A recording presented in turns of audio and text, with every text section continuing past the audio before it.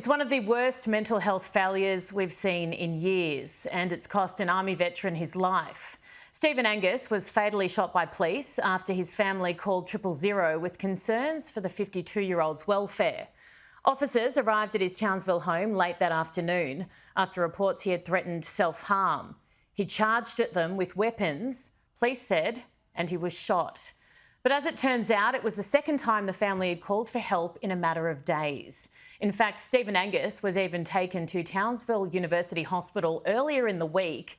That's a private mental health facility, to get help. Only that didn't go to plan, and he was instead discharged and returned home later that night. Let's bring in Queensland Police Union President Ian Levers. Ian, thank you so much for your time. This veteran clearly needed serious help with his mental health. He didn't get what he needed, and the result is a family left devastated and emergency responders, including police, left to deal with the fallout.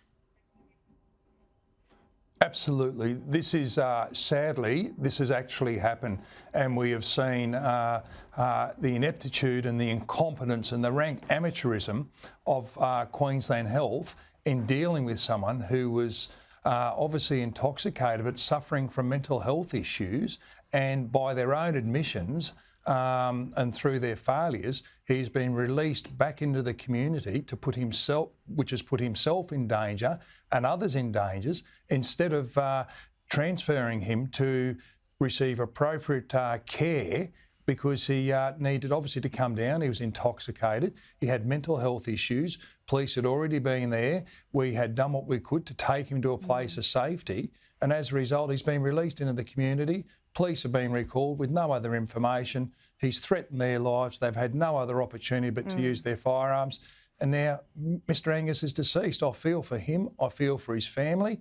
And firsthand, I've spoken with the police involved. They're devastated. This is just a health system which continues to fail us. And more disturbingly, they hide behind patient confidentiality and they won't come clean. Well, I can say this, when it goes before the coroner, they're going to have to answer questions, because police, we're used to being accountable, but they have failed everyone. And this is a former veteran of the ADF, clearly had issues, but deserved treatment. He was not a criminal. He was a man who was not well. Mental health issues affect every single person, but particularly those who have been exposed to trauma, i.e. members of the Defence Force and police. That's pretty traumatic, what happened to members of your police service this afternoon, today. How do you then support them? We have to continue to support them because, as I say, with the ADF, my colleagues in the ADF, and I say colleagues, and all first responders, they suffer PTSD and they suffer incredibly, as do their loved ones and their families. We need to wrap our support around our colleagues in Townsville who've had their fair share of issues up there, but they are really struggling with this because this should have been preventable. Yep. It should not have happened. Now, fortunately, we have presumptive legislation for PTSD, but do we need to get to that point when things shouldn't have happened like the way it's happened on this occasion? Surely they can get treatment. We're going to wrap around them, but they're feeling for what occurred on that day, because we did our best to take him to a place of safety and the system failed again. I'm used to it. I've got over 30 years experience in policing.